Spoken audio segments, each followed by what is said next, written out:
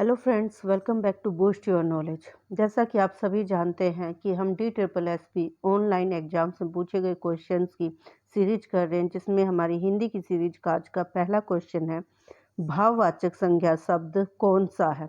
तो हमें जो 4 ऑप्शंस दिए गए, इनमें हमें भाववाचक संज्ञा शब्द को ढूंढना। पहला जो है हमारा युवक है, जो एक जातिवाचक संज्ञा है, और जिससे अगर हम भाववाचक संज्ञा बनाएंगे तो वो हमारा बनेगा युवा।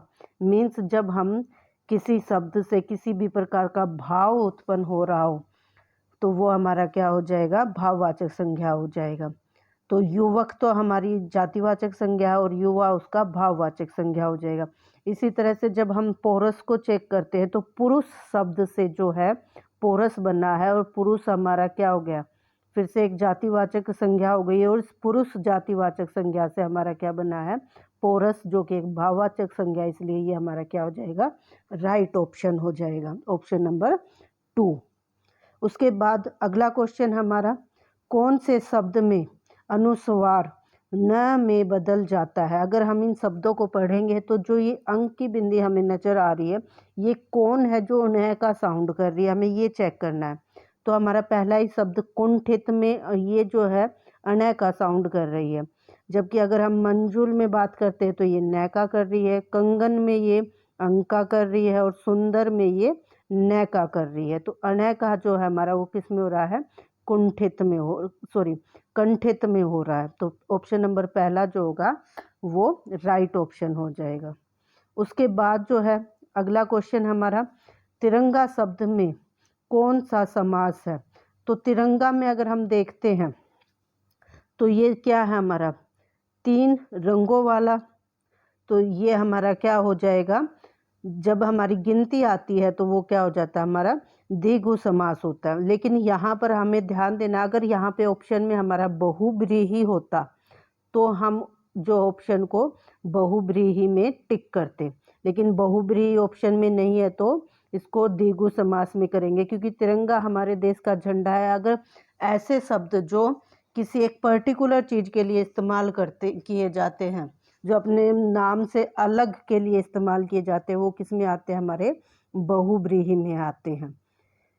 इसलिए बहुव्रीहि जो है यहाँ पर नहीं दिया गया ऑप्शन में, तो फिर हम इसमें गिनती के हिसाब से इसको द्विगु समास में काउंट करेंगे, इसलिए ऑप्शन नंबर 4 जो होगा यहाँ पर हमारा राइट ऑप्शन हो जाएगा।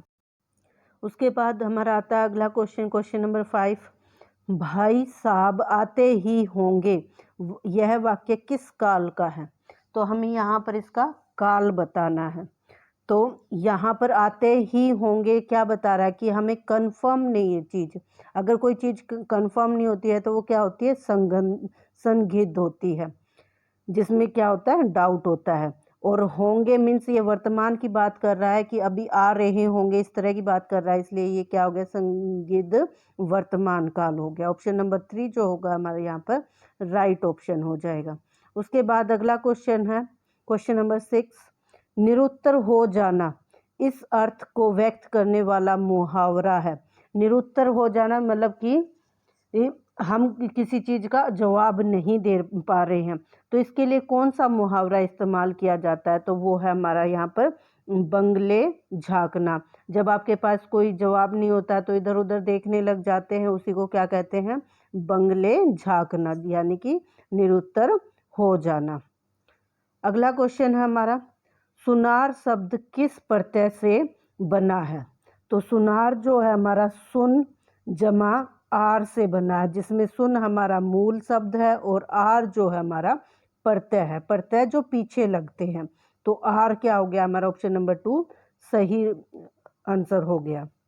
अगला क्वेश्चन है हमारा, प्रत्यक्ष शब्द में कौन सा उपसर्ग है। तो प्रत्यक्ष जो है हमारा प्रति जमा अक्ष से बना है। ये किससे बना, प्रति जमा अक्ष से। तो इसमें जो क्या हो गया, उपसर्ग हमारा प्रति हो गया। और अगर इसमें में संधि पूछ लेते तो यहाँ पर ई जो है और ए मिलकर यह बना रहे हैं, और इस अक्षर को तय को जो है वो क्या कर रहे हैं, आधा कर रहे हैं। तो ऐसी स्थिति में जो संधि होती है वो यण संधि होती है। तो इस शब्द की संधि भी पूछी जा सकती है, वो हो जाएगी हमारी यण संधि, और उपसर्ग इसमें हो जाएगा प्रति। उसके बाद अगला क्वेश्चन हमारा क्वेश्चन नंबर 9, अशुद्ध शब्द कौन सा है? तो इनमें से हमें जो है अशुद्ध शब्द को छांटना है। तो यहाँ पर जो ऑप्शन नंबर 2 है अनिष्ट, वो हमारा क्या है, गलत है, क्योंकि यहाँ पर ठ नहीं बल्कि क्या आएगा, ट आएगा। तो इसलिए ये क्या हो गया, हमारा अशुद्ध शब्द हो गया। अनिष्ट नहीं होता, अनिष्ट होता है। उसके बाद अगला क्वेश्चन है हमारा, रमदा को नौकरी नहीं करनी इस वाक्य में कारक है। तो कारक छांटने के लिए जब हम देखते हैं तो कर्ता ने कर्म को इस तरह से देखते हैं, लेकिन अगर वहाँ से अगर हम देखेंगे तो ये हमारा क्या चला जाएगा, कर्म चला जाएगा, क्योंकि को शब्द आ रहा है। परंतु हमें ये भी देखना होता है कि अगर जो क्रिया है जैसे करनी, वो सीधी संबंधित है हमारे संज्ञा से, तो वो हमारा क्या हो जाता है, कर्ता कारक हो जाता है। तो ऑप्शन नंबर 2 जो हो जाएगा यहाँ पर हमारा राइट ऑप्शन हो जाएगा। उसके बाद है हमारा अगला क्वेश्चन, मैं चला जाता लेकिन वह आया ही नहीं। वाक्य में समुच्चय बोधक अव्यय है। समुच्चय बोधक क्या होते हैं हमारे, जो दो चीज़ों को जोड़ने का, दो वाक्यों को जोड़ने का काम करते हैं। और अव्यय जिन पर संज्ञा या फिर हम ये कह सकते हैं कि संज्ञा, लिंग, वचन का, कर्ता का, इनका कोई प्रभाव नहीं पड़ता है, वो हमारे क्या होते हैं, अव्यय शब्द होते हैं। तो जैसे अगर हम जाता को देखते हैं तो जाता लड़के के लिए जाति हो, लड़के के लिए जाता और लड़की के लिए जाति हो जाता है। तो वो क्या हो रहा है, लिंग के हिसाब से बदल रहा है।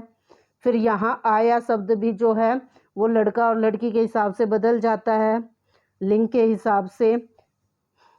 और मैं तो जो है वो एक खुद संज्ञा है, अव्यय शब्द में नहीं काउंट करते हम उसको। तो बचा हमारा लेकिन, और लेकिन शब्द एक ऐसा शब्द है जो दो वाक्यों को जोड़ भी रहा है, जो समुच्चय बोधक का काम कर रहा है। और लेकिन शब्द पर किसी भी कर्ता, लिंग, वचन, संज्ञा का प्रभाव नहीं पड़ता है। तो इसलिए ये क्या हो गया हमारा यहाँ पर राइट ऑप्शन हो गया। उसके बाद अगला क्वेश्चन है, मैं शादी में नहीं जाऊंगा। वाक्य में रेखांकित क्रिया है। तो जाऊंगा की क्रिया पूछी गई है कि वो सकर्मक है, द्विकर्मक है, प्रेरणार्थक या अकर्मक। तो जब भी हमें क्रिया चेक करनी होती है तो हम क्रिया से पूछते हैं क्या और किसको। तो जाऊंगा से अगर पूछेंगे कि क्या जाऊंगा तो कोई जवाब नहीं मिल रहा है, और किसको जाऊंगा तो भी कोई जवाब नहीं मिल रहा है। इसलिए ये क्या कौन सी क्रिया हो गई हमारी, अकर्मक क्रिया हो गई। अगर यहाँ पर जो है जवाब मिलता, जैसे कि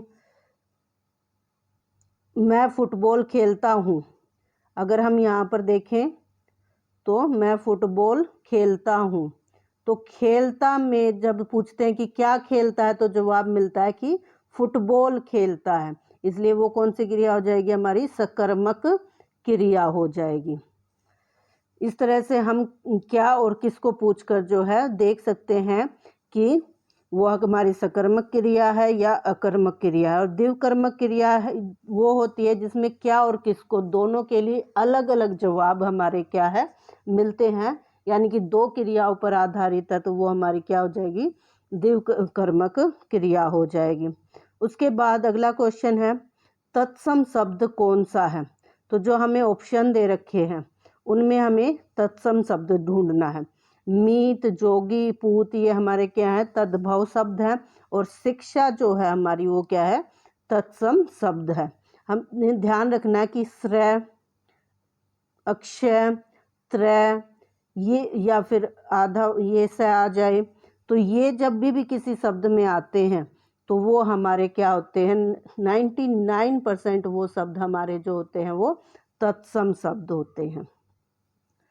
फिर उसके बाद अगला क्वेश्चन है हमारा, मूर्धा से उच्चारित होने वाले सभी वर्ण कौन से वर्ग में है? तो हमारे जो है गले के कंठ से जो होता है हमारा वो कै ख ग होता है। उसके बाद जो च वर्ग होता है वो हमारा तालु से होता है, और मूर्धा से हमारा होता है ट वर्ग वाला, यानी कि हमारा ट ठ ड जो हो गया हमारे यहाँ पर राइट ऑप्शन हो जाएगा। उसके बाद है हमारा क्वेश्चन नंबर 15, जो इस संसार से बाहर की वस्तु हो उस इस वाक्यांश के लिए एक शब्द होगा। तो इस वाक्यांश के लिए हमारा क्या हो जाएगा शब्द? अलौकिक। संसार यानी कि लोक, और जो इस लोक की होगी उसे हम लौकिक कहेंगे, और जो इस लोक की नहीं होगी उसे हम क्या कहेंगे? अलौकिक। इसलिए ऑप्शन नंबर 1 जो होगा यहाँ पर राइट ऑप्शन हो जाएगा। उसके बाद है हमारा तद्भव शब्द छाटिए। तद्भव शब्द जो समान भाव लेके आए हैं संस्कृत से, मीन संस्कृत के नहीं है लेकिन भाव क्या है वही है। तो मैंने ऊपर भी बताया था कि आधाशय आ जाए या त्रय आ जाए या अक्षय आ जाए, ये शब्द हमारे क्या होते हैं? तत्सम होते हैं। तो इन तीनों में हमें ये नज़र आ रहे हैं। तो ये तो हमारे क्या है? तत्सम है। जबकि हमसे पूछा क्या गया? तद्भव। तो मोती हमारा क्या हो गया यहाँ पर? तद्भव शब्द हो गया।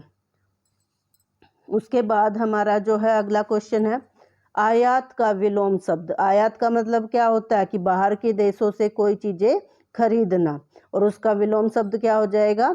निर्यात, यानी कि अपने देश से बाहर के देश में कोई भी वस्तु बेचना। तो ऑप्शन नंबर 3 जो होगा यहाँ पर राइट ऑप्शन हो जाएगा। फिर पूछा गया है कि यद्यपि शब्द में कौन सी संधि है? तो मैंने आपको प्रत्यक्ष में भी बताया था कि जब ई की मात्रा और ए जो है मिल जाते हैं तो वहाँ पर क्या बनाते हैं? वो यह बनाए, तो वो कौन सी संधि होती है?